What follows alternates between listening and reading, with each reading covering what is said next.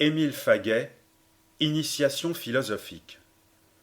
Ce volume est destiné, comme son titre l'indique, à tracer la voie aux débutants, à satisfaire déjà et surtout à exciter les premières curiosités. Il mène le lecteur, un peu rapidement, des origines les plus reculées aux derniers efforts de l'esprit humain. Il peut être un répertoire commode auquel l'esprit se reportera pour voir en larges traits l'esprit général d'une époque, ce qui la rattache à celle qui la suit et à celle qui la précède. Il veut surtout être un cadre dans lequel s'inscriront commodément, au cours d'études ultérieures, de nouvelles notions plus détaillées et plus approfondies. Il aura rempli son dessein s'il excite aux recherches et aux méditations, et s'il y prépare d'une façon juste. Première partie, l'Antiquité. Chapitre 1. Avant Socrate. Les philosophes explicateurs de l'ensemble des choses, de la création et de la constitution du monde. La philosophie. La philosophie consiste à chercher l'explication de l'ensemble des choses. Elle cherche donc quelles sont les premières causes de tout et aussi comment toutes les choses sont, et enfin pourquoi, dans quel dessein, faites en vue de quoi les choses sont. C'est pourquoi, prenant principe dans tous les sens du mot, on l'a appelée la science des premiers principes. On a philosophé de tout temps. Les religions, toutes les religions sont des philosophies. Ce sont même les plus complètes. Mais en dehors des religions, les hommes ont cherché les causes et les principes de tout et essayé d'avoir des idées générales.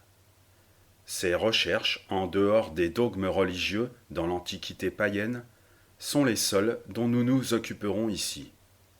L'école ionienne. Thalès. L'école ionienne est la plus ancienne école philosophique connue. Elle remonte au 7e siècle avant Jésus-Christ. Thalès de Milet, physicien et astronome, comme nous dirions de nos jours, croyait que la matière, c'est-à-dire ce de quoi toutes les choses et tous les êtres sont faits, est en perpétuelle transformation et que ces transformations sont produites par des êtres puissants attachés à chaque portion de la matière. Ces êtres puissants étaient des dieux. Tout, donc, était plein de dieux. Sa philosophie était une mythologie. Il pensait, du reste, que l'élément essentiel de la matière était l'eau, et que c'était l'eau, sous l'influence des dieux, qui se transformait en terre, en air et en feu, et que d'eau, de terre, d'air et de feu, tout ce qui est dans la nature est composé. Anaximandre, Héraclite. Anaximandre de Milet, astronome lui aussi et géographe, croyait que le principe de toute chose était l'indéterminé, une manière de chaos où rien n'a de forme ni de figure, que du chaos sortent les choses et les êtres et qu'ils y retournent pour en sortir encore. Une de ces théories particulières était que les poissons étaient les plus anciens des animaux et que tous les animaux étaient sortis d'eux par transformations successives. Cette théorie a été remise en honneur, pour un temps, il y a environ un demi-siècle. Héraclite d'Éphèse, très obscur du reste, et cette épithète était restée attachée à son nom, voit toute chose comme dans un écoulement perpétuel, dans un devenir infini. Les choses ne sont pas, elles deviennent et sont destinées à devenir éternellement. Derrière elles, cependant, il y a un maître éternel qui ne change pas. Lui ressembler autant que nous pouvons, et c'est-à-dire autant qu'un singe peut ressembler à un homme, est tout notre devoir. Rester toujours calme, c'est-à-dire aussi immobile que des êtres changeants peuvent l'être. La légende populaire veut qu'Héraclite pleura toujours. Ce que nous savons de lui tend à établir seulement qu'il était grave et n'aimait pas les agiter. Anaxagore, Empédocle. Anaxagore, de Clazomène, surtout physicien, vint s'établir à Athènes, vers 470 avant Jésus-Christ. Fut le maître et l'ami de Périclès, fut sur le point d'être mis à mort, comme Socrate le fut plus tard, pour crime d'indifférence à la religion des Athéniens, et dut se réfugier à Lampsaque, où il mourut. Comme Anaximandre, il croyait que tout sort d'un je ne sais quoi indéterminé et confus. Mais il ajoutait que ce qui faisait sortir les choses de cet état, c'était l'intelligence organisatrice, l'esprit. Comme chez l'homme, c'est l'intelligence qui tire les pensées du flottement cérébral et fait d'une idée confuse une idée claire. Anaxagore a eu une influence presque incomparable sur la philosophie grecque des temps classiques. Empédocle d'Agrigente, qui fut une sorte de magicien et de grand prêtre, et pour ainsi dire de Dieu, dont la vie et la mort sont du reste mal connus, semble avoir été un cerveau très encyclopédique. La doctrine des 4 éléments est de lui, et c'est-à-dire que les philosophes qui l'avaient précédé donnaient pour principe unique des choses les uns l'eau, les autres l'air, les autres le feu, les autres la terre, et que lui les considéra tous 4 comme, à titre égal, les éléments premiers de tout. Il croyait que le monde est mené par 2 forces contraires, l'amour et la discorde, ce qui veut éternellement unir et ce qui veut éternellement séparer. À travers cette lutte, un mouvement d'organisation se fait, sans cesse retardé par la discorde, sans cesse favorisé par l'amour, et de ce mouvement sont sortis d'abord les végétaux, puis les animaux inférieurs, puis les animaux supérieurs, puis les hommes. Il y a dans Empédocle soit des souvenirs évidents de la religion du persan Zoroastre, opposition perpétuelle des 2 grands dieux, celui du bien et celui du mal, soit une coïncidence curieuse avec cette doctrine, qui se retrouvera plus tard chez les Manichéens. Pythagore. Pythagore paraît être né vers 500 avant Jésus-Christ dans l'île d'Élée, avoir beaucoup voyagé et s'être fixé enfin dans la Grande Grèce, Italie méridionale. Pythagore, comme Empédocle, fut une espèce de mage ou de dieu. Sa doctrine fut une religion, le respect dont il fut entouré un culte, les habitudes qu'il imposa à sa famille et à ses disciples des rites. Ce qu'il enseignait était que les véritables réalités, ce qui ne change pas, étaient les nombres. La réalité à la fois fondamentale et suprême est le un. L'être qui est un est Dieu. De ce nombre qui est un dérivent tous les autres nombres qui sont le fond même des êtres, leur raison intime, leur essence. Nous sommes des nombres plus ou moins parfaits. Chaque chose créée est un nombre plus ou moins parfait. Le monde, du reste, régi ainsi par des combinaisons de nombres, a toujours existé et existera toujours. Il se développe seulement selon une série numérique dont nous n'avons pas la clé, mais que nous pouvons soupçonner. Quant à la destinée humaine, elle est celle-ci. Nous avons été des êtres animés, hommes ou animaux. Selon que nous aurons bien ou mal vécu, nous revivrons dans les corps d'hommes supérieurs ou d'animaux plus ou moins inférieurs. C'est la doctrine de la métempsychose, qui a eu beaucoup de partisans chez les anciens, et même, d'une façon plus ou moins fantaisiste, chez les modernes. On attribue à Pythagore un certain nombre de maximes en vers, que l'on a appelés les vers dorés. Xénophe, Parménide. Xénophe de Colophon est lui aussi un unitaire. Il n'admet qu'un dieu et paraît être, de tous les philosophes anciens, le plus opposé à la mythologie, à la croyance en des dieux multiples et ressemblant à des hommes, doctrine qu'il méprise comme immorale. Il y a un Dieu éternel, immuable, immobile, qui n'a pas besoin de se transporter d'un lieu à un autre, qui est sans lieu et qui gouverne tout par sa seule pensée.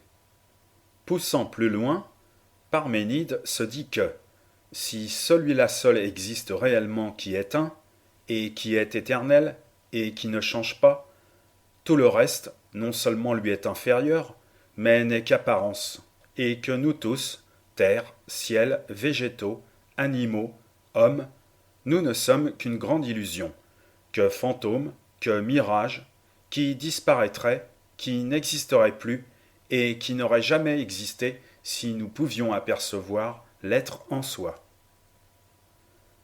Xénon, Démocrite. Xénon d'Élée, qu'il faut nommer surtout parce qu'il a été le maître de ce Gorgias, dont Socrate fut l'adversaire, était surtout un subtil dialecticien en qui le sophiste apparaît déjà et qui embarrassait les Athéniens par des arguments captieux, au fond desquels, du reste, apparaît toujours ce grand principe. Sauf l'être éternel, tout n'est qu'apparence. Sauf celui qui est tout, tout n'est rien. Démocrite d'Abdère, disciple de Leucippe d'Abdère, de celui-ci on ne sait rien, est l'inventeur de la théorie des atomes. La matière est composée d'un nombre infini de petits corps indivisibles que l'on appellera les atomes. Les atomes, de toute éternité, ou depuis le commencement des choses, sont doués de certains mouvements par lesquels ils s'accrochent les uns aux autres et s'agglomèrent ou se décrochent et se séparent, et de là la formation de toute chose et la destruction, qui n'est que désagrégation de toute chose. Notre âme elle-même n'est qu'une agrégation d'atomes particulièrement ténue et subtile.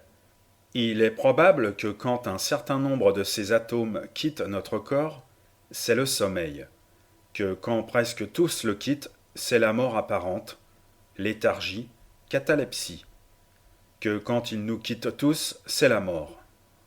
Nous sommes en relation avec le monde extérieur par l'afflux en nous d'atomes extrêmement subtils, reflets des choses, apparences des choses, qui viennent se mêler aux atomes constitutifs de notre âme.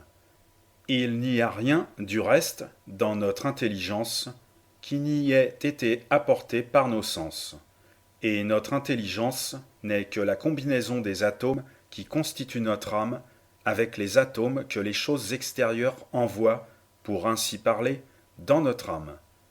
Nous retrouverons les doctrines de Démocrite dans Épicure et dans Lucrèce. Chapitre 2. Les sophistes. Logiciens et professeurs de logique et d'analyse des idées et de discussion. Doctrine des sophistes.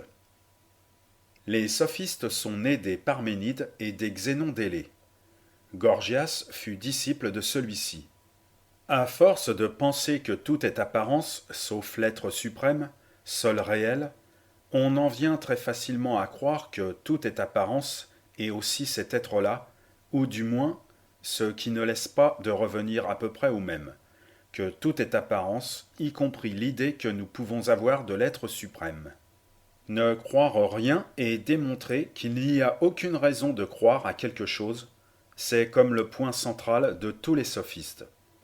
Alors, direz-vous, il n'y a qu'à se taire.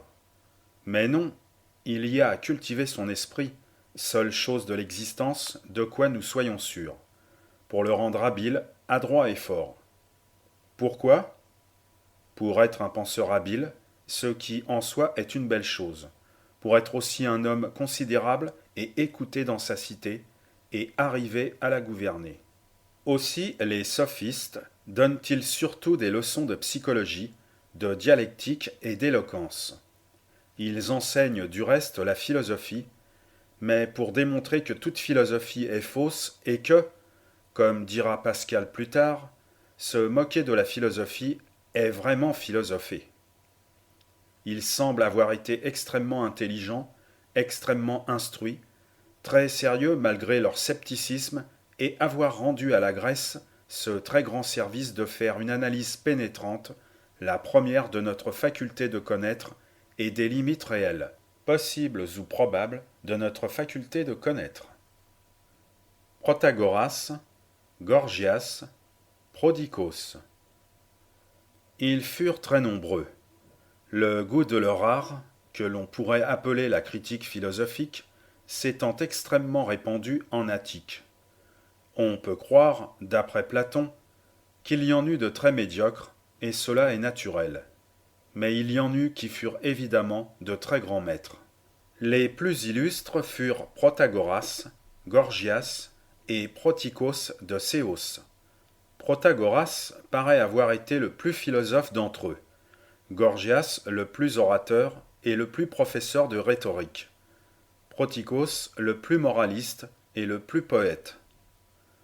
Protagoras repoussait toute métaphysique, c'est-à-dire toute recherche sur les causes premières et sur l'ensemble des choses, et réduisait toute la philosophie à la science de se gouverner en vue du bonheur et de gouverner les autres en vue du bonheur.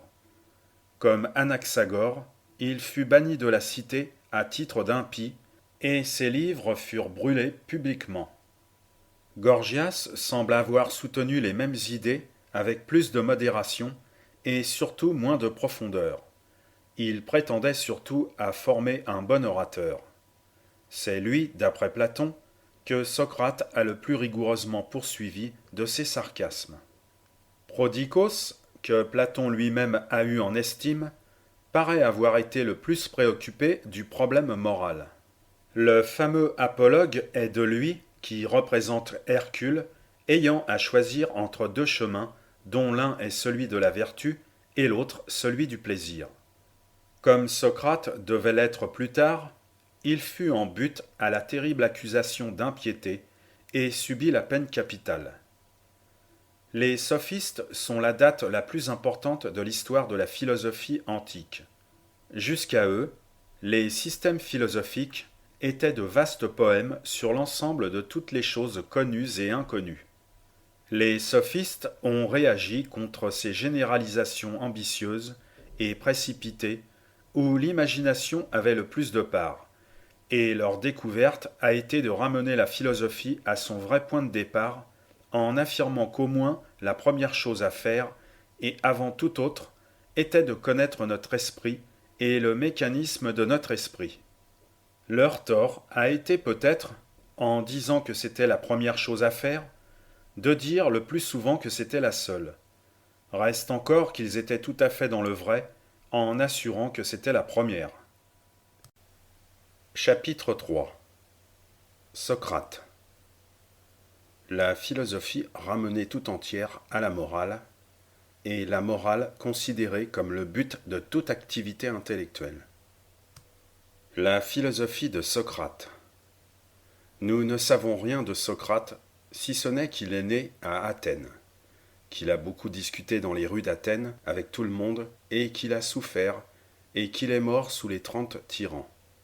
De ses idées, nous ne savons rien, parce qu'il n'a rien écrit, et parce que ses disciples ont été beaucoup trop intelligents. Par suite de quoi, on ne peut toujours savoir si ce qu'ils ont dit comme ayant été pensé par lui, l'a été par lui ou par eux. Ce qui semble certain, c'est que ni Aristophane, ni les juges du procès de Socrate ne se sont complètement trompés en le prenant pour un sophiste, car il procède d'eux. Il procède d'eux par réaction, il est vrai, car évidemment leur scepticisme universel l'a effrayé, mais il procède très bien d'eux directement aussi, car comme eux, il se défie extrêmement des anciens vastes systèmes philosophiques, et à ces hommes qui prétendaient tout savoir, il oppose son mot très probablement authentique. Je sais que je ne sais rien. Car, comme les sophistes, il veut ramener la philosophie du ciel sur la terre, c'est-à-dire de la métaphysique à l'unique étude de l'homme. Car, comme les sophistes, il restreint le champ et le délimite avec une sorte de modestie rigoureuse et impérieuse qui ne laisse pas d'être méprisante à l'égard des audacieux.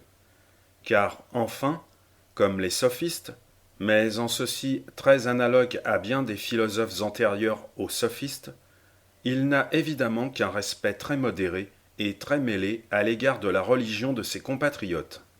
D'après ce que nous savons de Socrate par Xénophon, le moins imaginatif sans doute de ses disciples, Socrate, comme les sophistes, réduisait la philosophie à l'étude de l'homme. Mais sa grande et incomparable originalité consistait en ce que les sophistes voulaient que l'homme s'étudiât pour être heureux, tandis que Socrate voulait qu'il s'étudiât pour être moral, pour être honnête, pour être juste, sans se soucier du bonheur. Tout, pour Socrate, devait converger vers la morale, et concourir à la morale, et être subordonné à la morale comme à son but, comme à sa dernière fin. Il s'appliquait sans relâche, dit Xénophon, à examiner et déterminer ce que c'est que le bien et le mal, le juste et l'injuste, la sagesse et la folie, le courage et la lâcheté. Il s'appliquait infiniment, dit Aristote, et en cela il était vrai professeur de rhétorique, autant que bon professeur de morale, à bien définir, à bien préciser le sens des mots, pour qu'on ne se payât point de termes vagues qui sont des illusions de pensée, et pour que l'on disciplinât rigoureusement son esprit de manière à en faire un preneur de vrai. Sa manière. Il avait des procédés de dialectique ou d'art de conférer, comme dit Montaigne, plus ou moins heureux, qu'il avait très probablement emprunté aux sophistes qui contribuèrent à le faire passer pour l'un d'entre eux et qui eurent après lui, et longtemps après lui, une grande vogue. Il accouchait les esprits, comme il disait, c'est-à-dire il croyait ou affectait de croire que les vérités sont à l'état latent dans tous les esprits et qu'il ne s'agissait, patiemment, habilement, par des investigations adroites, que de les en faire sortir. D'autre part, il interrogeait d'une manière captieuse, de manière à mettre l'interlocuteur en contradiction avec lui-même et à lui faire avouer qu'il avait dit ce qu'il n'avait pas cru dire, accordé ce qu'il n'avait pas cru accorder, et il triomphait malicieusement de ses confusions. Bref, il semble avoir été un Franklin spirituel et taquin, et avoir enseigné la vraie sagesse en se moquant de tout le monde. Les peuples n'aiment jamais qu'on se moque d'eux, et nul doute que le souvenir de ces railleries n'ait été pour beaucoup dans le jugement inique qui le frappa et que, du reste, jusqu'au dernier moment, il semble avoir provoqué. Son influence. Son influence fut infinie. C'est à partir de lui que la morale devint comme l'objet même, le dernier et suprême objet de toute philosophie, devint la raison de la philosophie et, comme a dit Nietzsche, la Circé des philosophes, c'est-à-dire celle qui les enchante, qui leur dicte à l'avance ou qui modifie d'avance leur système, en les effrayant sur ce que leur système pourrait avoir d'irrévérencieux à son égard ou de dangereux par rapport à elle. De Socrate à Kant et au-delà, la morale a été la Circé des philosophes, et la morale est comme la fille spirituelle de Socrate. D'autre part, son influence a été terrible pour la religion antique, en inclinant tous les esprits vers cette idée que la morale est le seul digne objet de la connaissance et que les religions antiques, étant immorales ou d'une moralité très douteuse, doivent être abandonnées et méprisées des honnêtes gens. Le christianisme a combattu le paganisme avec les arguments même des disciples de Socrate, avec des arguments socratiques. Philosophies et religions modernes sont toutes pénétrées de socratisme. Quand nous avons dit que les sophistes sont la date la plus importante de l'histoire de la philosophie antique, c'était parce qu'ils ont enseigné à Socrate de chercher une philosophie qui fût humaine et préoccupée uniquement du bonheur de l'homme, et cela devait amener à un grand esprit, et à la suite de très grands esprits encore à diriger toute la philosophie, et même toute la science humaine, vers la recherche du bien, le bien étant considéré comme la condition du bonheur. Chapitre 4. Platon. Platon est surtout un moraliste, comme Socrate, mais il revient à des considérations générales sur l'ensemble des choses et il s'occupe de politique et de législation.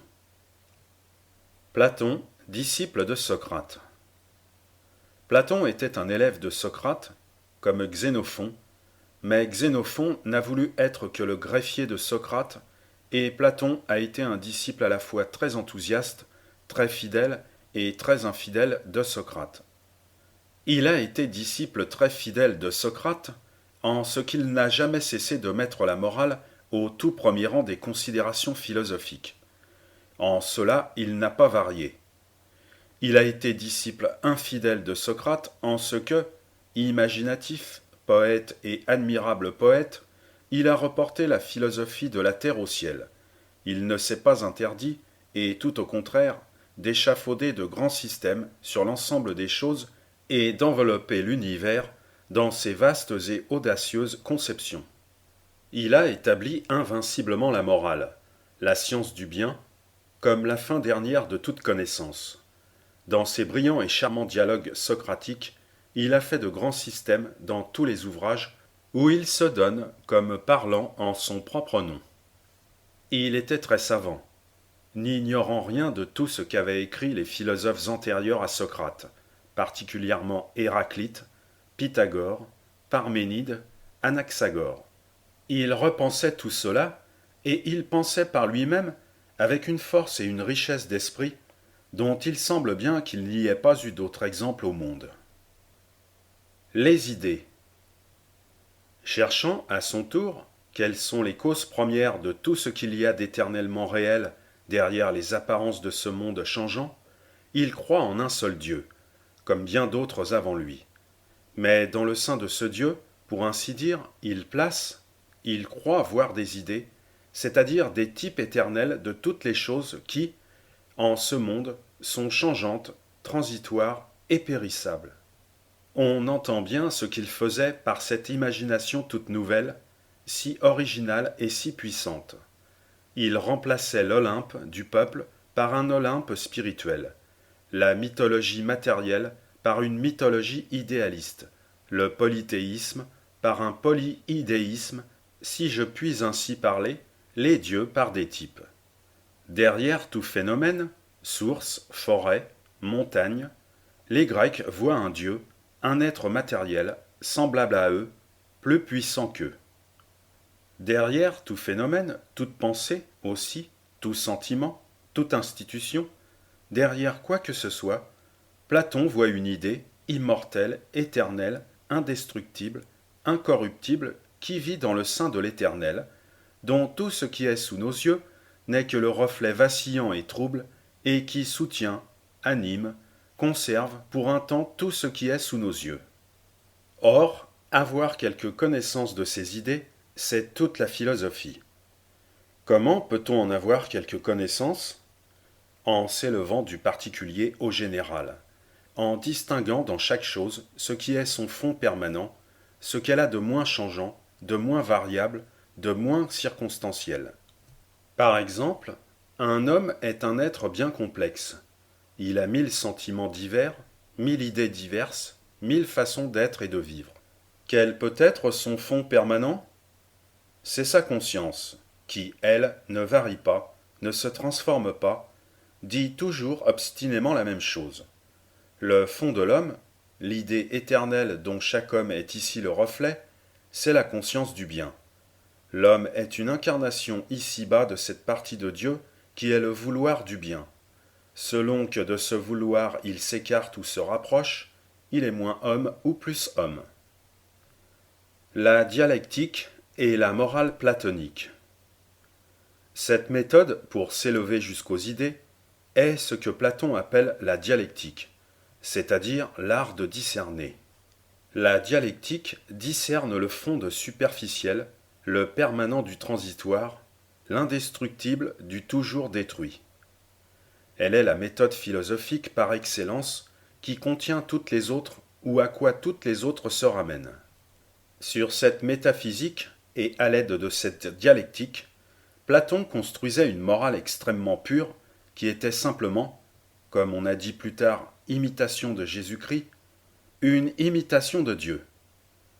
Être aussi semblable à Dieu qu'il le pourra, c'est tout le devoir de l'homme.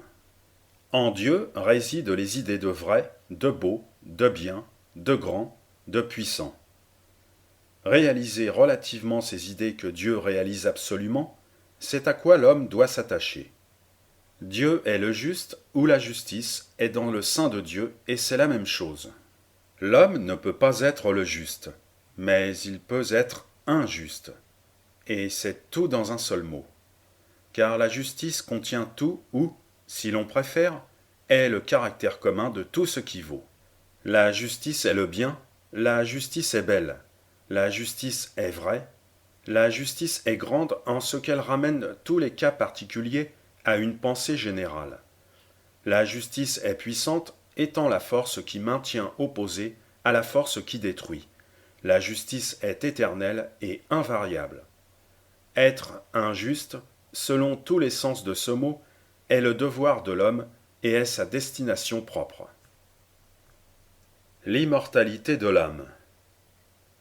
Pour ce qui est de l'immortalité de l'âme et des récompenses et peines d'outre-tombe, Platon est très réservé. Il n'y est ni opposé ni formellement favorable. On sent qu'il aime à y croire plus qu'il n'en est sûr. Il dit que c'est une belle gageure à faire. Et c'est-à-dire que, dût-on perdre, il vaut mieux croire à ce gain possible que n'y croire point. On peut du reste légitimement conclure, et de certains passages des lois, et de la belle théorie de Platon, sur la punition qui est une expiation, et sur l'expiation qui est une médecine de l'âme, et par conséquent un bien très désirable, que Platon, souvent, inclinait très fort vers la doctrine des peines et récompenses posthumes, laquelle suppose l'âme immortelle. L'amour platonique. L'amour platonique, dont on a tant parlé et dont, par conséquent, il faut dire un mot, au moins pour le définir, est une des applications de sa morale. Comme de toute chose, l'idée de l'amour est un Dieu. Elle y est à l'état pur, sans mélange d'idées de plaisir, puisque le plaisir est essentiellement passager et périssable. L'amour en Dieu est simplement la contemplation passionnée de la beauté, physique et morale. Nous ressemblerons à Dieu si nous aimons la beauté précisément de cette façon et sans excitation ni trouble des sens. La politique. Une des originalités de Platon, c'est qu'il s'est occupé de la politique. C'est qu'il a fait de la politique une partie de la philosophie, ce dont on s'était peu avisé avant lui. Je dis peu seulement parce que Pythagore a été législateur, et dont on devait toujours s'aviser après lui. Platon est aristocrate, sans doute parce que sa pensée générale est telle, indépendamment des circonstances, ensuite peut-être parce qu'il attribue les grands malheurs auxquels il assiste, de sa patrie à la démocratie athénienne, ensuite peut-être encore parce que la démocratie athénienne a été violemment hostile et quelquefois cruelle aux philosophes, et tout particulièrement à son maître. Pour Platon, de même que l'homme a trois âmes ou, si l'on veut, trois centres d'activité qui le gouvernent, l'intelligence dans la tête, le courage dans le cœur et l'appétit dans les entrailles, de même, la cité est composée de trois classes. Les sages et les savants en haut, les guerriers au-dessous, les artisans et esclaves plus bas. Les sages gouverneront, aussi bien les peuples ne seront heureux que quand les philosophes seront rois, ou quand les rois seront philosophes. Les guerriers combattront pour défendre la cité, jamais pour conquérir. Ils formeront une caste, pauvre, dure à elle-même et redoutable. Ils n'auront aucune propriété individuelle. Tout leur sera commun, habitation, meubles, armes, femmes même et enfants. Le peuple enfin vivant dans une stricte égalité, soit par partage égal des terres, soit par terres cultivées en commun, sera maintenu rigoureusement dans la probité, l'honnêteté, la sévérité des mœurs, la sobriété et la soumission.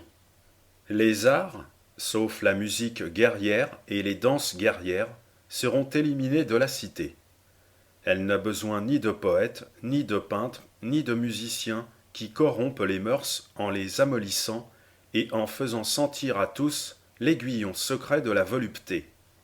Toutes les théories, d'une part aristocratiques, d'autre part tendant plus ou moins au communisme, dérivent de la politique de Platon, ou en procèdent, ou y ressortissent.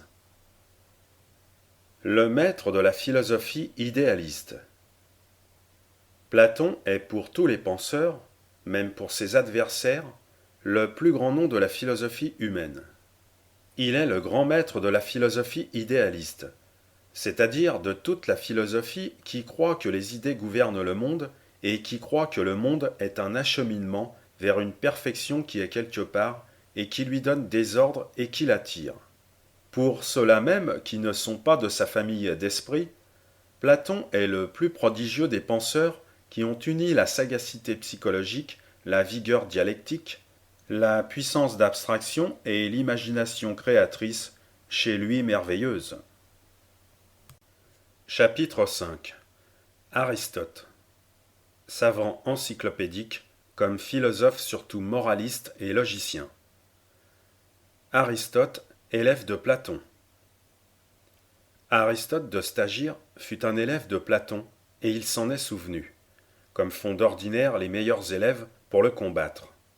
Il fut quelques années le précepteur d'Alexandre, fils de Philippe, celui qui devait devenir Alexandre le Grand. Il enseigna longtemps à Athènes. Après la mort d'Alexandre, en butte à son tour, à l'éternelle accusation d'impiété, il fut forcé de se retirer à Chalcis, où il mourut. Aristote est surtout un savant. Il voulut embrasser la totalité des connaissances de son temps, ce qui était encore chose possible à la grande rigueur, et il y réussit. Ses ouvrages, infiniment nombreux, sont le compte-rendu de son savoir. Ils sont la somme de toutes les sciences de son époque. Nous n'avons à nous occuper ici que de ses idées proprement philosophiques. Pour Aristote, comme pour Platon, mais plus précisément, l'homme est composé d'une âme et d'un corps. Le corps est un composé d'organes, une mécanique bien faite. L'âme en est le but final. Le corps, pour ainsi dire, aboutit à l'âme. Mais à son tour, l'âme agit sur le corps et est en lui non son but, mais son moyen d'action sur les choses, et le tout forme une harmonie pleine et continue. Les facultés de l'âme sont ses divers aspects et ses diverses manières d'agir, car elle est une et indivisible. La raison, c'est l'âme considérée comme pouvant concevoir ce qu'il y a de plus général, et par conséquent, elle est en nous quelque chose d'intermédiaire entre nous et Dieu. Dieu est unique, il est éternel, il a de toute éternité donné le mouvement à la matière. Il est purement spirituel. Mais tout est matière sauf lui, et il n'y a point, comme le voulait Platon, des idées, personnages immatériels vivants résidant en son sein. On peut voir ici comme un progrès, en un certain sens, de Platon à Aristote, vers le monothéisme. L'Olympe des idées dans Platon était encore un polythéisme spirituel, mais encore un polythéisme. Il n'y a plus de polythéisme du tout dans Aristote. Sa morale et sa politique. La morale d'Aristote tantôt se rapproche de celle de Platon, comme quand il pense que le souverain bonheur, c'est le souverain bien, et que le souverain bien est la contemplation de la pensée par la pensée. La pensée se suffisant à elle-même, ce qui est bien, à très peu près, l'imitation de Dieu que recommandait Platon, tantôt est au contraire très pratique et presque médiocre, comme quand il l'a fait consister dans un milieu entre les extrêmes, dans une juste mesure, dans un certain tact, art plutôt que science et science pratique plutôt que conscience, qui saura faire distinguer quelles sont les pratiques convenables à l'honnête homme et homme bien né. Il est juste d'ajouter que dans le détail, et quand il décrit l'honnête homme pour ainsi dire, c'est à des vertus, sinon sublimes, du moins singulièrement élevées, tout compte fait qu'il nous convie. Sa politique, très confuse, le livre qui la contient ayant été, selon toute apparence, fait de pièces et de morceaux, et de différentes parties de son cours après sa mort, est surtout une revue des diverses constitutions politiques qui existaient dans tout le monde grec. Les tendances, car il n'y a pas de conclusion, en sont très aristocratiques encore, mais moins radicalement aristocratiques que celles de Platon. L'autorité d'Aristote. Aristote, à cause de son universalité, à cause aussi de ceci qu'il est plus clair que son maître, à cause aussi de ceci qu'il dogmatise, non pas toujours, mais le plus souvent au lieu de discuter et conférer, a eu, à travers toute l'Antiquité et tout le Moyen Âge, une autorité plus grande que celle de Platon, une autorité qui était devenue, en dehors des matières de foi, comme despotique et comme sacro-sainte. À partir du XVIe siècle, il a été remis à son rang, qui est très beau encore, et a été considéré comme un des esprits, sinon les plus puissants, du moins les plus vastes et du reste très loin encore d'être sans vigueur, qui est paru parmi les hommes. Pour certains, il est comme une transition entre les génies grecs, extrêmement fin mais toujours poétique et toujours un peu oriental, et le génie romain plus positif, plus dépouillé, plus pratique, plus épris de réel et de sciences réelles. Chapitre 6. Diverses écoles. Développement à travers diverses écoles des idées générales de Socrate, Platon et Aristote. L'école de Platon. Théophraste. L'école de Platon, en considérant Aristote comme n'étant pas précisément de cette école, fut continuée par Speusippe, Polémon, Xénocrate, Cratès, Grantor. Elle versa un peu, par un retour en arrière très différent du mouvement d'Aristote, dans les idées pythagoriciennes dont Platon avait été informé et aussi très amoureux souvent, mais non obsédé, et où il ne s'emprisonna jamais. Le plus brillant élève d'Aristote fut Théophraste, naturaliste, botaniste et moraliste. Son grand titre de gloire pour la postérité, qui ne connaît de lui que cela, est le petit livre des caractères, qui a servi de modèle à La Bruyère et avant lui à des poètes comiques de l'Antiquité, et qui, en effet, est plein de finesse, de sel et, pour se servir d'un mot très moderne, qui convient exactement à cet antique, d'humour. École de Mégare et d'Hélice. Notons, pour mémoire, les écoles très célèbres, mais qui, manque de texte, nous sont inconnues, de Mégare, que l'on appela la disputeuse, tant elle s'était marquée par son ardeur à la polémique, et d'Hélice, qui semble avoir versé dans les habitudes sophistiques de Xénon d'Élée et de Gorgias.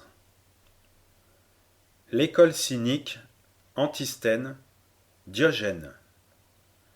Bien plus considérable, parce qu'une école qui ne sera rien de moins que le stoïcisme en sortira ou paraîtra en sortir, est l'école cynique.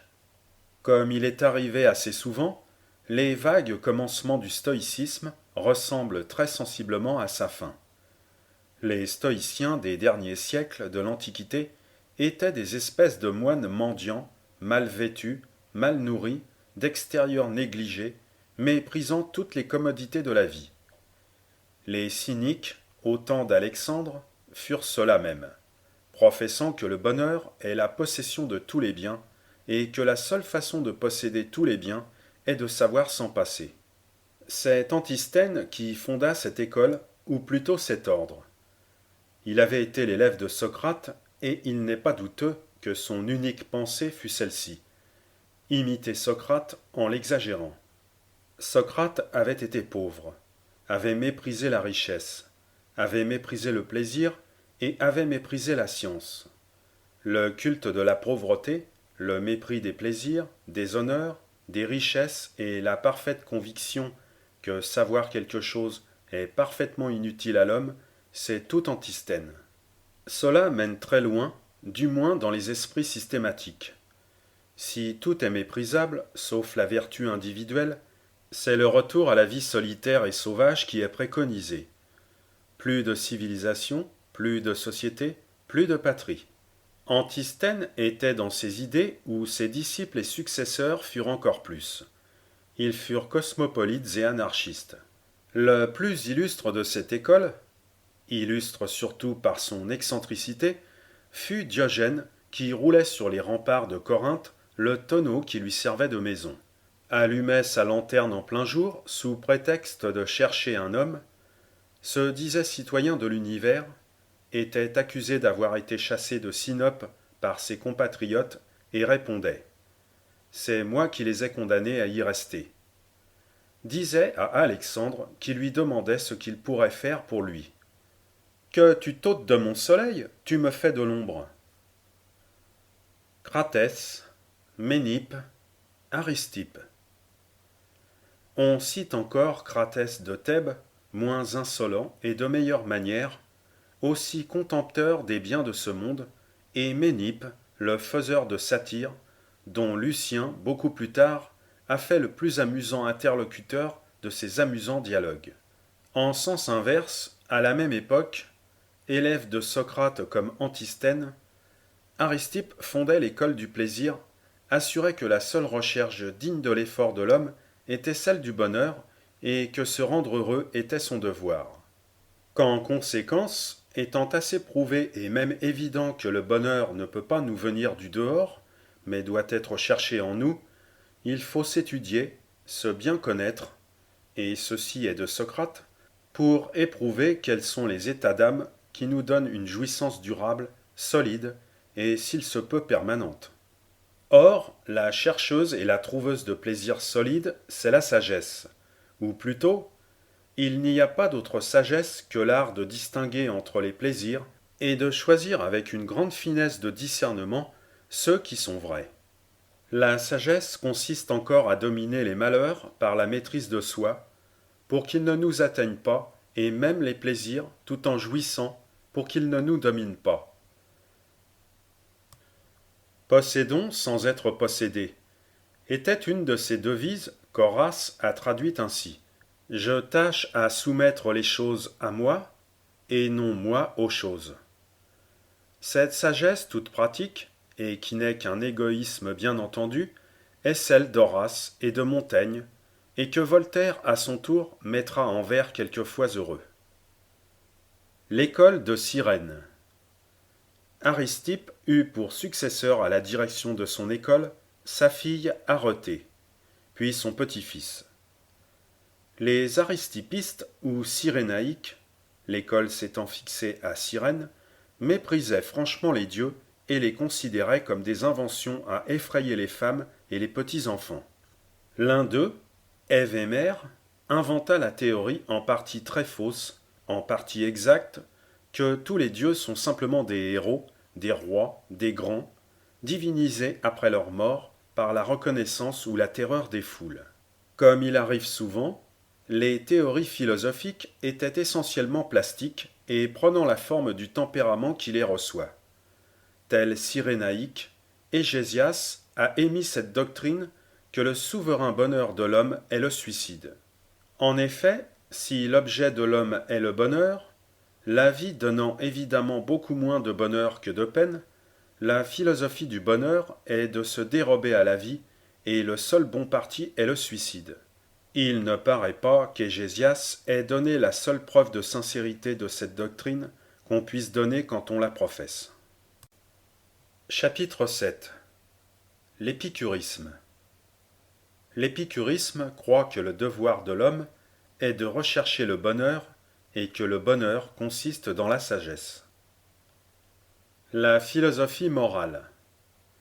Continuant de sentir la forte impulsion que lui a donnée Socrate, la philosophie va continuer longtemps à être presque exclusivement philosophie morale. Seulement elle se bifurque très nettement. Antisthène et Aristippe sont tous deux élèves de Socrate. D'Antisthène sont nés les cyniques, d'Aristippe sont nés les philosophes du plaisir. Des cyniques vont naître les stoïciens, des philosophes du plaisir les épicuriens, et ces deux grandes écoles vont presque se partager toute l'Antiquité. Commençons par les épicuriens, qui, chronologiquement, se placent un peu avant les stoïques. Épicure. Épicure naît à Athènes un peu après la mort de Platon, élevé à Samos par ses parents qui avaient dû s'expatrier par suite de revers de fortune. Revenu à Athènes vers 305 avant Jésus-Christ, y fonda une école. C'était personnellement un vrai sage, sobre, scrupuleux, contempteur du plaisir, rigoureux pour lui-même, pratiquement un stoïcien. Comme vue générale sur le monde, il enseignait à très peu près la doctrine de Démocrite. Le monde est composé d'une multitude d'atomes, doués de certains mouvements, qui s'accrochent les uns aux autres et se combinent les uns avec les autres, et il n'y a pas autre chose dans le monde. N'y a-t-il pas un premier moteur, un être qui a mis tous ces atomes en mouvement, bref un dieu? Épicure n'y croit pas. Y a-t-il des dieux comme le croient les gens du peuple? Épicure le croit, mais il estime que les dieux sont des créatures supérieures, brillantes, heureuses, qui ne s'occupent pas du monde, n'y interviennent pas, et s'occupent encore moins, s'il est possible, de l'humanité. Ils n'ont pas créé le monde, du reste, car pourquoi l'auraient-ils créé? Par bonté, a dit Platon.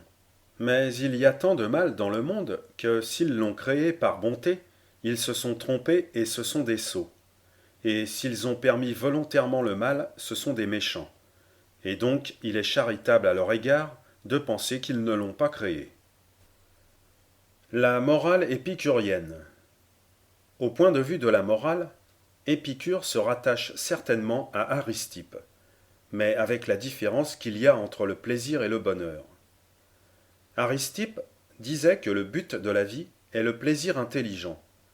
Épicure dit que le but de la vie est le bonheur. Or, le bonheur est-il dans les plaisirs ou au contraire les exclut-il? Épicure est parfaitement persuadé qu'il les exclut. Il dirait, comme Lord Beaconsfield, la vie serait à peu près supportable, n'était les plaisirs. Le bonheur, pour Épicure, est dans le flegme, comme dirait Philinte. Il est dans le calme de l'esprit, qui s'est rendu inaccessible à tout mouvement de passion, qui ne s'irrite jamais, ne s'émeut jamais, ne se chagrine jamais, ne désire jamais, ne redoute jamais. Pourquoi, par exemple, craindrions-nous la mort? Tant que nous la craignons, elle n'est pas. Dès qu'elle est, nous ne la craignons plus. Dès lors, en quoi est-elle un mal? Mais, pendant la vie elle-même, les souffrances? Nous les augmentons beaucoup à nous en plaindre, à nous apitoyer sur nous-mêmes. Si nous faisions le contraire, si, quand elles nous torturent, nous nous rappelions les plaisirs passés et songions aux plaisirs à venir, elles seraient infiniment atténuées. Mais de quel plaisir peut parler un homme qui met le bonheur dans l'exclusion des plaisirs? Les plaisirs du sage sont les satisfactions qu'il éprouve à s'assurer du bonheur. Il a un plaisir quand il a dompté une passion pour se ramener au calme. Il a un plaisir quand il converse avec ses amis sur la nature du vrai bonheur. Il a un plaisir quand il a détourné un jeune homme des folies passionnelles ou du désespoir et l'a ramené au repos d'esprit. Mais que direz-vous des souffrances après la mort? Qu'elles n'existent pas. Il n'y a point de tartare, parce qu'il n'y a pas d'immortalité de l'âme. L'âme est matérielle comme le corps et meurt avec lui. On dira peut-être que cette morale, très grave, très austère, se rapproche plus du stoïcisme que de l'aristippisme. Cela est si vrai que quand Horace confesse en souriant qu'il revient à la morale du plaisir, il ne dit point, comme nous dirions, je sens que je deviens épicurien. Il dit, je retombe au précepte d'Aristippe. Cela est si vrai que Sénèque, stoïcien professionnel, cite à peu près aussi souvent dans ses leçons Épicure que Xénon. Il ne faut pas tout à fait dire, mais on pourrait dire sans se tromper très fort, que l'épicurisme est un stoïcisme souriant et le stoïcisme un épicurisme renfrogné. Nous avons changé dans l'usage courant de la langue le sens du mot épicurien en lui faisant dire adonner au plaisir. Il faut être averti qu'il n'y a pas de contresens plus violent. La vogue de l'épicurisme. L'épicurisme eut une vogue immense dans l'Antiquité. Les principaux professeurs d'épicurisme à Athènes furent Métrodore, Hernacus, Polystrate, Apollodore. Pénétrant en Italie, l'épicurisme eut pour son représentant le plus éclatant Lucrèce, qui du système fit un poème, l'Admirab de Natura Rerum, puis Atticus, Horace, Pline le Jeune, cent autres. Il devint même une opinion politique. Les Césariens étaient épicuriens, les Stoïciens étaient républicains. Quand le christianisme parut, l'épicurisme se trouva en opposition directe avec lui, et le stoïcisme aussi, mais beaucoup moins. Au temps moderne, l'épicurisme a eu une renaissance que nous verrons. Chapitre 8. Le stoïcisme.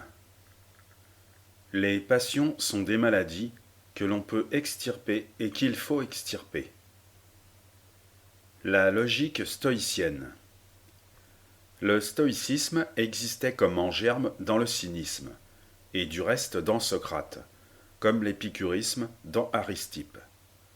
Xénon fut élève de Cratès. Très jeune, il ouvrit une école à Athènes au Pécile. Le Pécile était un portique. Portique en grec se dit stoa, d'où le nom de stoïque. Xénon professa 30 ans ou un peu plus, puis, aux approches de la vieillesse, se donna la mort. Xénon pensait, comme Épicure, comme Socrate, que la philosophie ne doit être que la science de la vie, et que la science de la vie, c'est la sagesse. La sagesse consiste à penser juste et à agir bien, mais à ne penser juste que pour agir bien, ce qui est tout à fait dans l'esprit de Socrate et ce qui élimine toute science de curiosité, toute recherche sur la constitution du monde et l'ensemble et même le détail des choses. En cela, le stoïcisme est plus étroit que l'épicurisme. Par suite, il faut à l'homme une logique. Les stoïciens sont les premiers qui emploient ce mot. Très nette, très ferme et très rigoureuse. Armé de cet instrument, et ne l'employant que pour se connaître et pour se gouverner, l'homme se fait sage. Le sage, pour les stoïciens, est une espèce de saint, de surhomme, comme on a dit depuis, et très analogue à son Dieu. Il met tout son effort à assurer, à dompter et à supprimer ces passions qui ne sont pas autre chose que des maladies de l'âme. Du côté du monde extérieur, il méprise tous les fortuits, c'est-à-dire tout ce qui ne dépend pas de la volonté humaine, et il les considère comme n'existant pas. Les maladies du corps, les douleurs, les souffrances, les malheurs, les humiliations ne sont pas des maux, ce sont des choses indifférentes. Au contraire, les crimes et les fautes sont tellement des maux qu'ils sont également exécrables et que le sage doit se reprocher la moindre faute à l'égard du plus grand crime, doctrine paradoxale qui a excité la verve des adversaires, même respectueux, des stoïciens et particulièrement de Cicéron. Maxime des stoïciens. Leur maxime la plus fréquemment répétée était « Abstiens-toi et supporte ». Abstiens-toi de tout mal, souffre toute agression et tout prétendu malheur sans te révolter et sans te plaindre. Ils ont une autre devise très répandue chez eux et par eux, vivre conformément à la nature, qui ressemble singulièrement à une maxime épicurienne. Il faut s'entendre. Cette maxime dans leur esprit a pour sens adhérer librement et respectueusement à l'ordre universel. Le monde est un Dieu qui vit selon des lois qu'il s'est faites et dont nous ne sommes pas juges. Ces lois nous entourent et nous emportent. Elles nous blessent quelquefois. Il faut les respecter et y adhérer, les vouloir même contre nous avec une sorte de piété, vivre conformément à elles avec respect. Ainsi compris, le vivre conformément à la nature n'est pas autre chose qu'un aspect du support. Principaux stoïciens. Les principaux adeptes et les principaux maîtres du stoïcisme furent, avec et après Xénon, Cléante, Chrysippe, Ariston, Érylus en Grèce, à Rome Caton, Brutus, un peu Cicéron, Thrasea, Épictète, grec du reste et qui écrivait en grec, Sénèque, et enfin l'empereur Marc Aurèle. Le stoïcisme devint assez vite une religion ayant ses rites, ses obédiences, ses pratiques ascétiques, ses directeurs de conscience. Son examen de conscience et ses adeptes ayant un costume traditionnel, longue barbe et long manteau. Il eut une influence considérable, comparable seulement au christianisme, mais qui ne pénétra que les classes élevées et les classes moyennes de la société antique, sans aller, ou infiniment peu, jusqu'au peuple. Comme l'épicurisme, le stoïcisme eut une renaissance au temps moderne, par opposition au christianisme, renaissance dont nous nous occuperons plus loin. Chapitre 9. Éclectiques et sceptiques. Philosophes qui voulurent n'appartenir à aucune école. Philosophes qui décrièrent toutes les écoles et toutes les doctrines. Les deux tendances. Comme il devait arriver et comme il arrive toujours, la multiplicité des sectes devait amener deux tendances. L'une qui consiste à prendre un peu arbitrairement dans chaque secte ce que l'on y trouve de meilleur, et cela s'appelle éclectisme. L'autre qui consiste à penser qu'aucune école n'a saisi le vrai et que le vrai est insaisissable, et cela s'appelle le scepticisme. Les éclectiques. Plutarque. Les éclectiques, qui ne forment pas une école, ce qui serait difficile avec l'esprit qui les dirigeait, avaient ceci seulement de commun qu'ils vénéraient les penseurs de l'ancienne Grèce et qu'ils avaient, ou s'efforçaient d'avoir, des respects et des condescendances pour toutes les religions. Ils vénéraient Socrate, Platon, Aristote, Épicure, Xénon, Moïse, Jésus, saint Paul, et aimaient à se figurer qu'ils étaient chacun une révélation partielle de la grande pensée divine, et ils s'essayaient à concilier, en procédant par grandes lignes et par vue d'ensemble, ces diverses révélations. Ils s'appelaient Moderatus, Nicomaque, Némésius. Le plus illustre, sans qu'il soit le plus profond, mais son talent littéraire l'a maintenu en lumière, est Plutarque. Son principal effort, à lui, bien souvent renouvelé depuis, a été de concilier la raison et la foi, je parle de la foi polythéiste. Voyant dans la mythologie des allégories ingénieuses, il démontrait qu'à titre d'allégorie, recouvrant et contenant des idées profondes, la raison d'un platonicien, d'un aristotélicien, d'un stoïcien pouvait accepter tout le polythéisme. Les éclectiques n'eurent pas beaucoup d'influence et ne plurent qu'à deux familles d'esprit. À ceux qui aiment savoir plutôt qu'avoir une conviction, et qui trouvaient dans l'éclectisme une agréable variété de points de vue, à ceux qui aiment croire un peu à tout, et qui ont l'esprit naturellement hospitalier et très peu ferme, et qui ne sont pas éloignés d'être sceptiques, et que j'appellerais des sceptiques affirmatifs, par opposition aux sceptiques négatifs, des sceptiques disant « Mon Dieu, oui », par opposition aux sceptiques disant toujours « plutôt non ». Les sceptiques. Pyrrhon. Les sceptiques, proprement dit, remontaient chronologiquement plus haut. Le premier sceptique célèbre est contemporain d'Aristote.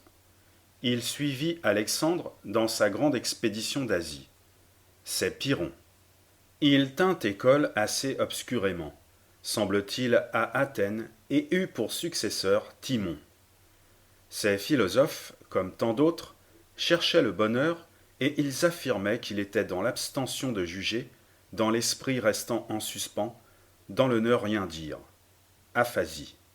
Pyrrhon, ayant accoutumé de dire qu'il était indifférent de vivre ou d'être mort, si on lui demandait « Alors pourquoi vis-tu » répondait « Mais précisément parce qu'il est indifférent de vivre ou d'être mort. » Comme on peut croire, leur jeu favori était d'opposer les écoles entre elles, de battre les unes par les autres, de montrer qu'elles étaient toutes fortes dans ce qu'elles niaient et faibles dans ce qu'elles affirmaient, et de les renvoyer dos à dos. La nouvelle académie. Le scepticisme, mais atténué, adouci et surtout moins agressif, se retrouva dans une école qui s'intitulait la Nouvelle Académie.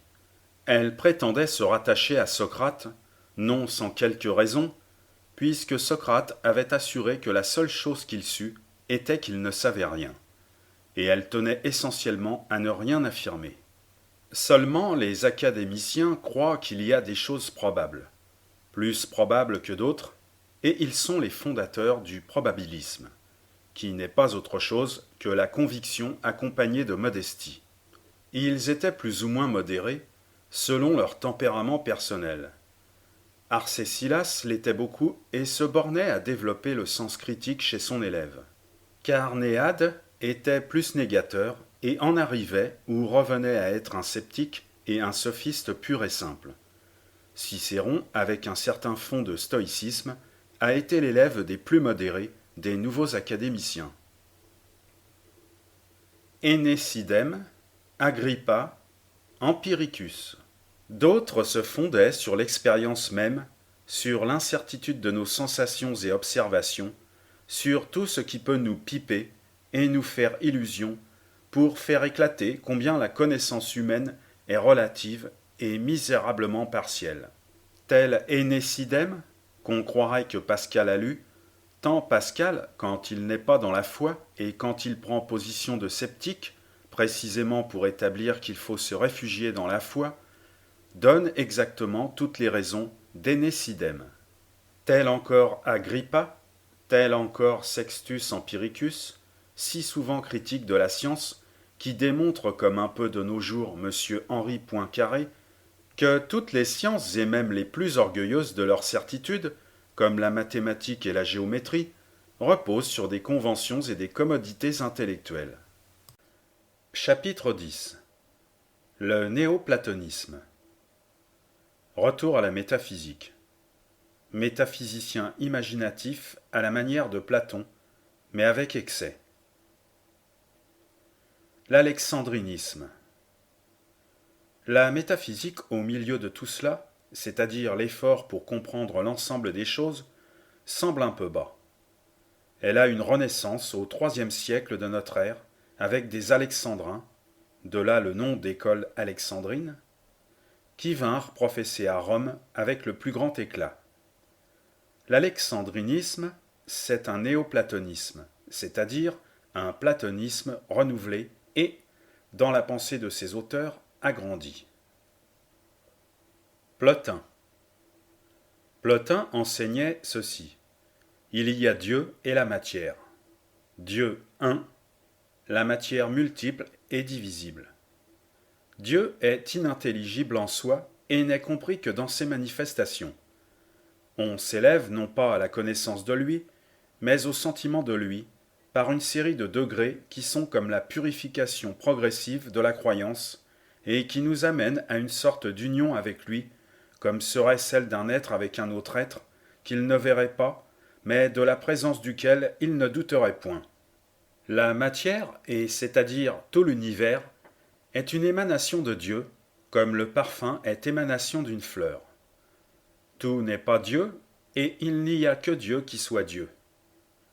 Mais tout est divin, tout participe de Dieu, comme toute pensée de nous participe de notre âme. Or, si tout émane de Dieu, tout aussi tend à y revenir, comme les corps nés de la terre, nourris par la terre, mus par les forces qui leur viennent de la terre, tendent à revenir à la terre. C'est ce qui fait l'harmonie du monde. La loi des lois, c'est que tout morceau de l'univers venu de Dieu retourne à Dieu et veut retourner à lui. L'univers est une émanation du parfait et un effort vers la perfection. L'univers est un Dieu en exil qui a la nostalgie de lui-même. L'univers est une dégradation de Dieu qui tend à sa réintégration. Comment se fait cette émanation de Dieu devenant matière ? C'est un mystère, mais on peut supposer qu'elle se fait par degrés successifs. De Dieu émane l'intelligence impersonnelle, qui n'est ni l'intelligence de vous ou de moi, mais l'intelligence universelle répandue dans le monde entier et l'animant. De l'intelligence émane l'âme. L'âme qui peut s'unir à un corps et devenir une personne. L'âme est moins divine que l'intelligence qui elle-même était moins divine que Dieu, mais elle l'est encore. De l'âme émane le corps auquel elle s'unit. Le corps est moins divin que l'âme, qui était moins divine que l'intelligence, qui était moins divine que Dieu.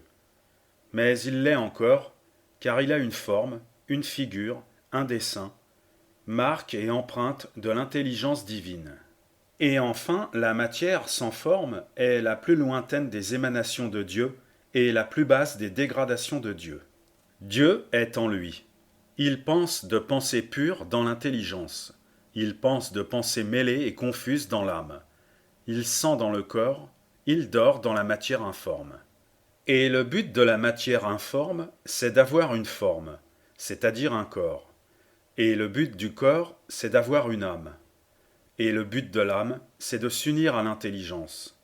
Et le but de l'intelligence, c'est de se confondre avec Dieu. Les âmes non unies à des corps contemplent l'intelligence et ont un bonheur absolu. D'autres âmes, non unies à des corps, mais sollicitées par un certain instinct à s'unir à des corps, sont d'une nature ambiguë, très haute encore.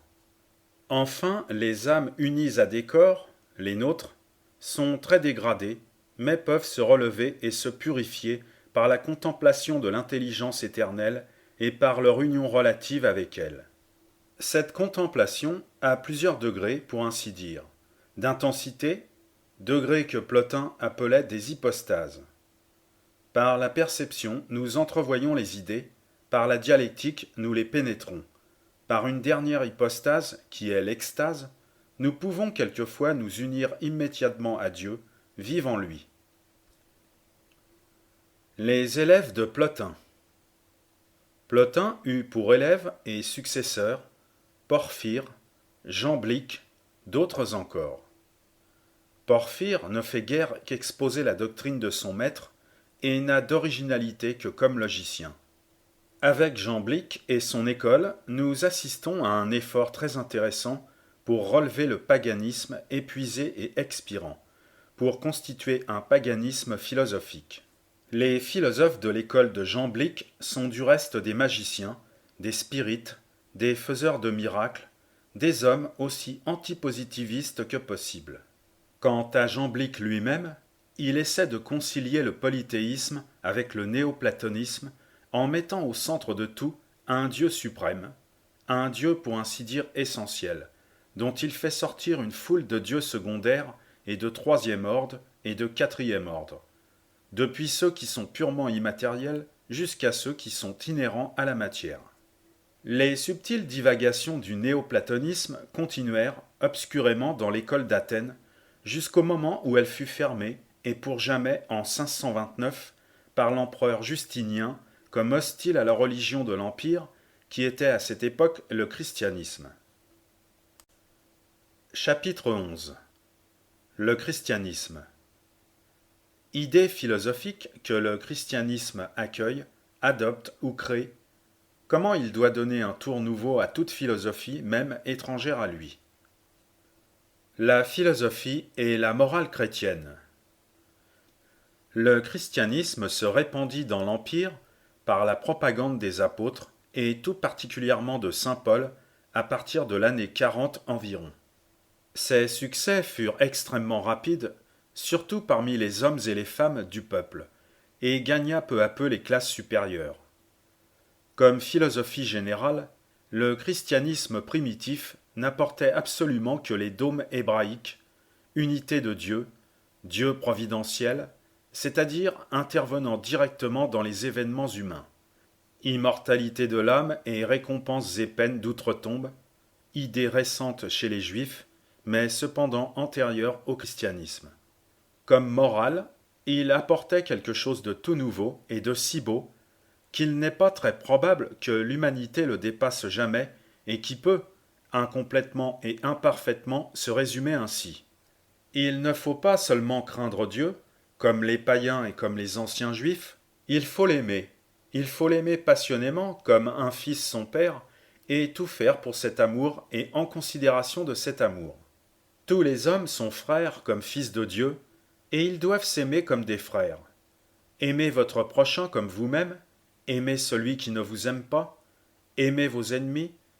Ne soyez pas avides des biens de ce monde, ni ambitieux, ni orgueilleux, car Dieu aime les petits, les humbles, les souffrants et les misérables, et il exaltera les petits, et il déprimera les superbes.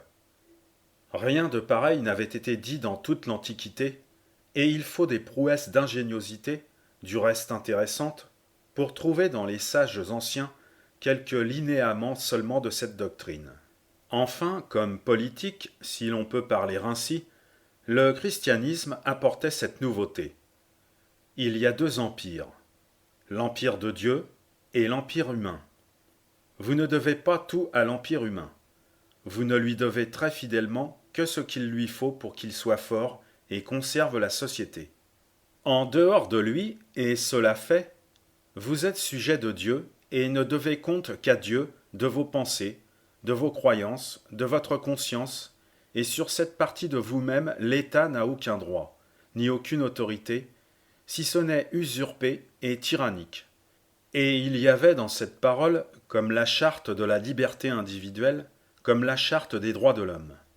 Comme élément de sensibilité, enfin, le christianisme apportait l'histoire d'un jeune Dieu, infiniment bon et doux, qui n'avait jamais maudit, qui avait été infiniment aimé, qui avait été persécuté, qui avait été trahi, qui avait pardonné à ses bourreaux, et qui était mort dans de grandes souffrances, et qu'il fallait imiter, d'où est venue la soif du martyr.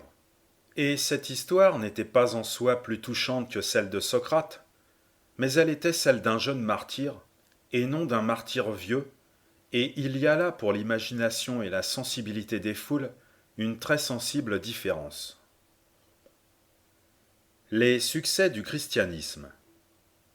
La prodigieuse rapidité des succès du christianisme s'explique assez aisément. Le polythéisme n'avait plus une grande influence sur les foules, et aucune doctrine philosophique n'avait trouvé le chemin des foules, ni même ne l'avait cherché.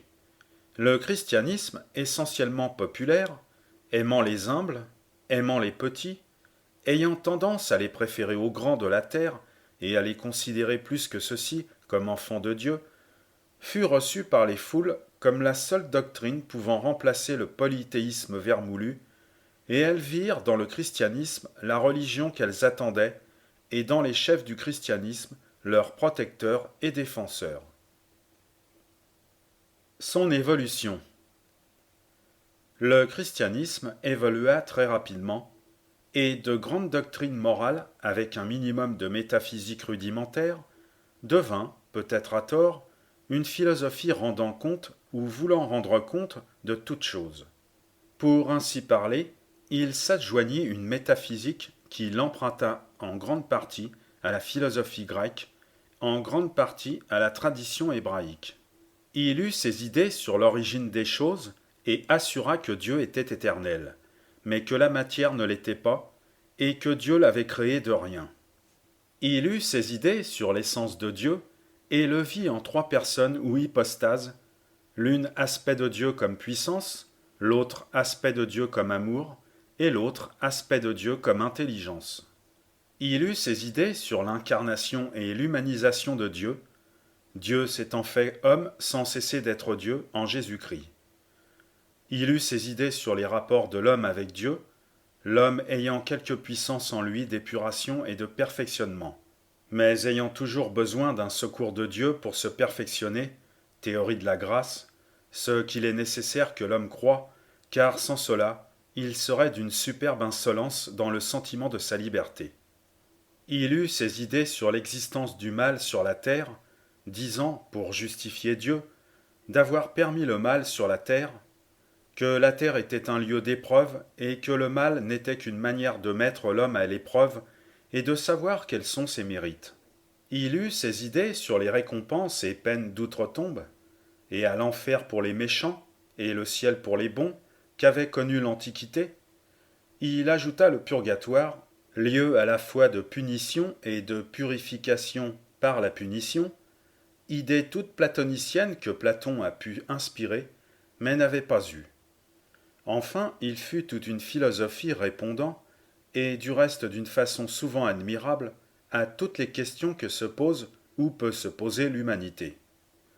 Et cela, comme il arrive si fréquemment, lui a été une faiblesse et une force. Une faiblesse parce que, l'embarrassant de questions subtiles, compliquées, inextricables dans lesquelles le genre humain se débattra toujours, Cela l'engageait dans des discussions sans fin, où les raisons mauvaises ou faibles données par tel ou tel fidèle compromettaient l'ensemble de l'œuvre. Une force parce que quiconque apporte une règle de vie est à peu près obligé de l'étayer d'idées générales portant sur l'ensemble des choses, de la situer dans une vue générale du monde, sans quoi il semble impuissant, débile, disqualifié pour donner cette règle de vie elle-même incapable de répondre au pourquoi que cette règle de vie soulève, et finalement manque d'autorité. Schismes et hérésies. À tort ou à raison, et il est difficile et bien hasardeux de trancher la question, le christianisme fut toute une philosophie, ce pourquoi il eut ses schismes et ses hérésies. Un certain nombre de chrétiens très sincères ne résolvant pas les questions métaphysiques comme la majorité. Les hérésies furent innombrables. Je ne citerai que les deux qui intéressent éminemment l'histoire de la philosophie. Manès, arabe, et l'Arabie était alors province persique. Ressuscita la vieille doctrine zoroastrique des deux principes du bien et du mal, et voyait dans le monde deux dieux en lutte, celui de la perfection et celui du péché, et donnait pour devoir à l'homme d'aider le Dieu du bien, pour que son règne arrivât, et pour qu'il y eût destruction du mal dans le monde. Procédèrent de lui les Manichéens, qui eurent une grande influence, et qui furent condamnés par maintes conciles, jusqu'à ce que leur secte s'éteignît pour renaître ou sembler renaître assez souvent, au Moyen Âge et au temps moderne. Arius niait la Trinité, ne croyait qu'en un Dieu, non seulement unique, mais en une seule personne, et par conséquent niait la divinité de Jésus. Il vécut toujours en controverse et en polémique, soutenu par quelques évêques, combattu par la plupart. Après sa mort, sa doctrine se propagea étrangement. Elle fut étouffée en Orient par Théodose, mais fut très généralement adoptée par les barbares d'Occident, Goths, Vandales, Burgondes, Lombards. On la vit renaître plus ou moins précise après la Réforme chez les Sociniens. Rome et le christianisme. Les rapports du christianisme avec le gouvernement de Rome furent, comme on le sait assez, très tragiques. Il y eut 10 persécutions sanglantes, et dont quelques-unes furent atroces.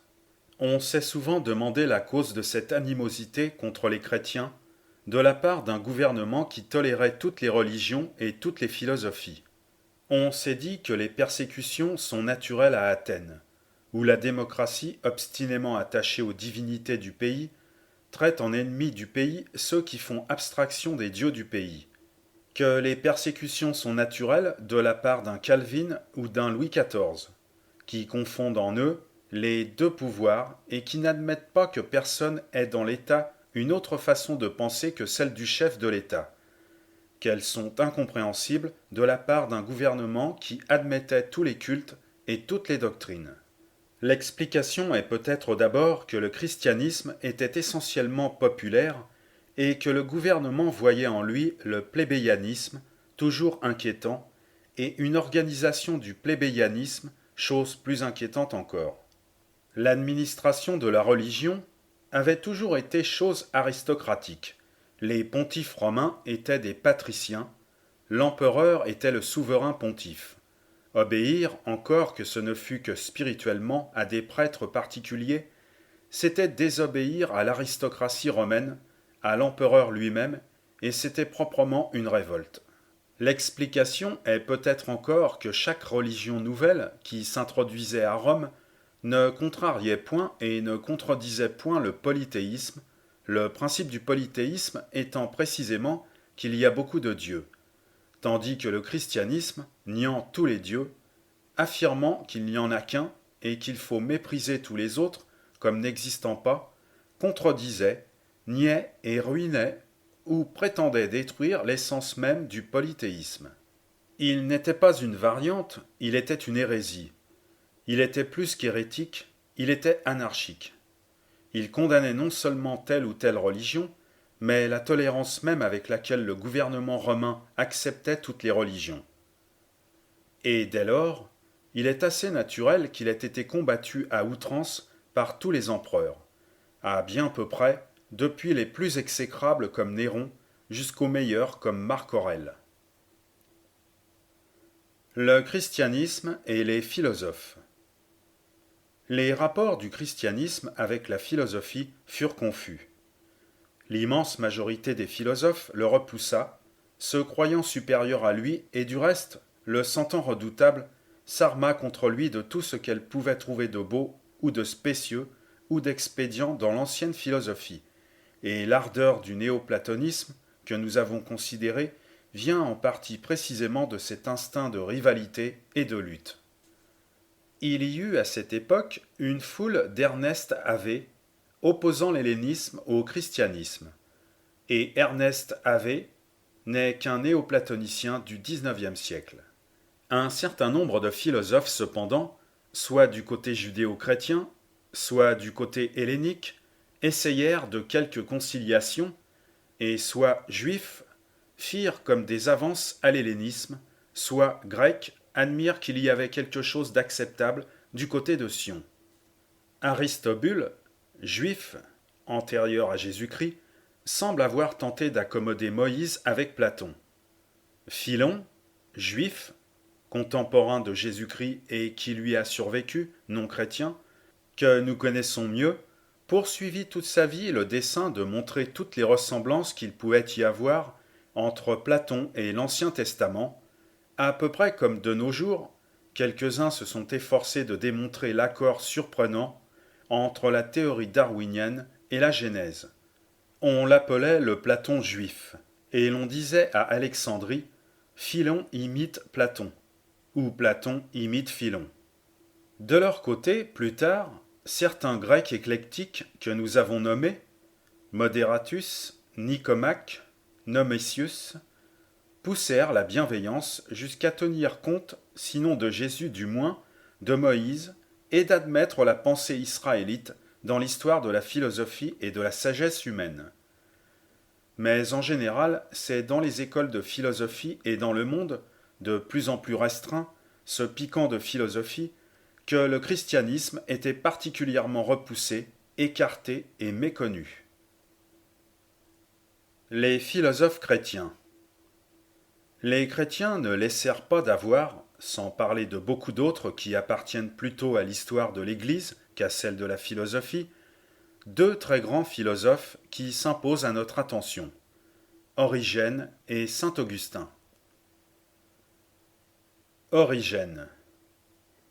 Origène était alexandrin, de la fin du IIe siècle, élève de saint Clément d'Alexandrie. Chrétien et platonicien, pour se permettre et pour s'excuser de concilier les deux doctrines, il alléguait que les apôtres n'ont donné de la parole chrétienne que ce que la foule pouvait en comprendre et que les doctes pouvaient l'entendre d'une manière plus subtile, plus profonde et plus complète.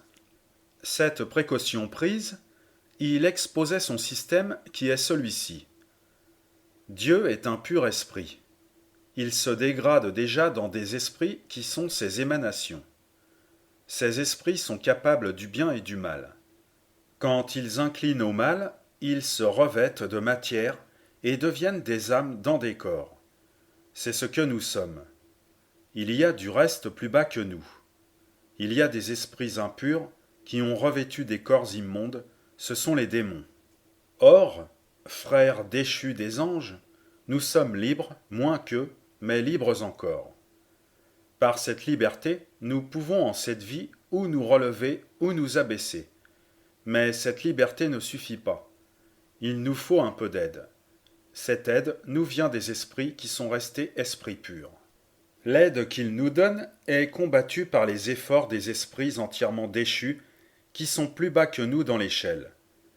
Lutter contre les esprits immondes, aider les esprits purs qui nous aident, les aider à nous aider, tel est notre devoir dans cette vie, qui est une médecine. La médecine de Platon, c'est-à-dire une punition, stérile quand elle n'est pas acceptée de nous, salutaire quand acceptée de nous avec reconnaissance. Elle est expiation et par conséquent purification. Le rôle du Rédempteur dans tout cela est le même que celui des esprits, mais plus grand et plus décisif. Roi des esprits, esprit des esprits, il éclaire par la révélation notre intelligence trop confuse et fortifie contre la tentation notre volonté trop débile. Saint Augustin. Saint Augustin de Tagaste, Afrique, longtemps païen, exerçant la profession de professeur de rhétorique, devint chrétien et fut évêque d'Hippone. C'est lui qui a fixé, de la façon la plus conforme et la plus accessible aux intelligences occidentales, la doctrine chrétienne. Au lieu de la confondre, plus ou moins intentionnellement, plus ou moins par mégarde, avec le philosophisme, il sait de toutes ses forces, qui étaient grandes, attachées à l'en distinguer avec la dernière précision possible. Les philosophes ont toujours envisagé le monde comme une émanation de Dieu. Dès lors, tout est Dieu. Ne raisonnons pas ainsi. Il n'y a pas émanation, il y a création. Dieu a créé le monde et est resté distinct de lui. Il l'habite de telle sorte que nous vivons en lui. In neo vivimus, novemur et sumus. Il l'habite tout entier, mais il n'est pas lui. Il est partout, il n'est pas tout. Dieu a créé le monde. Donc, dira-t-on, avant que le monde fût créé, Dieu est resté un temps immense sans rien faire. Point du tout, parce que le temps n'a commencé que du moment où le monde a été créé. Dieu est en dehors du temps. L'éternel, c'est l'absence de temps. Dieu n'a donc pas été un instant avant la création du monde. Ou, si vous voulez, il a été une éternité avant la naissance du monde. Mais c'est la même chose, car l'éternité, c'est le temps n'existant pas. Certains entendent Dieu en trois personnes, par trois dieux. Ce polythéisme, ce paganisme est à rejeter. Mais comment comprendre? Comment? Vous sentez-vous plusieurs âmes? Non. Et cependant, il y a plusieurs facultés de l'âme. Les trois personnes de Dieu sont les trois facultés divines. L'homme est une âme et un corps. On ne doit pas douter de l'âme, car douter, c'est déjà penser, et penser, c'est être. Nous sommes avant tout des êtres pensants. Mais qu'est-ce que l'âme? Quelque chose d'immatériel à coup sûr, puisqu'elle conçoit des choses immatérielles, lignes, points, surface, espace. Il est aussi nécessaire que l'âme soit immatérielle pour saisir l'immatériel, qu'il est nécessaire que la main soit matérielle pour saisir une pierre. D'où vient l'âme? De l'âme des ancêtres par transmission? Ce n'est pas probable, car c'est la considérer comme matérielle. De Dieu par émanation? Ce n'est pas admissible. C'est la même erreur que de croire le monde émanation de Dieu. Là aussi, il y a non émanation, mais création. Dieu crée les âmes en destination des corps qui, eux, naissent par hérédité. Le corps détruit, que devient l'âme? Elle ne doit pas périr, car la pensée ne dépendant point des sens, il n'y a pas de raison pour qu'elle disparaisse quand les sens disparaissent. La liberté humaine est chose certaine. Nous sommes libres de faire le bien ou de faire le mal. Mais alors Dieu n'a pu savoir d'avance ce que je ferai aujourd'hui, et, par conséquent, voilà que Dieu, du moins en sa puissance de savoir, est limité, n'est pas tout-puissant. Saint Augustin répond confusément, car cette question est sans doute insoluble. Que nous avons une illusion de liberté, une illusion que nous sommes libres, qui suffit pour que nous ayons du mérite si nous faisons bien et du démérite si nous faisons mal, et que cette illusion de liberté est une liberté relative, mais qui laisse absolue la prescience de Dieu et par conséquent sa toute-puissance. L'homme, du reste, est extrêmement faible, débile et incapable du bien à cause du péché originel, du péché de notre premier père et de notre première mère, lequel s'est transmis par hérédité jusqu'à nous et nous paralyse. Mais Dieu nous aide, et c'est ce qui s'appelle la grâce.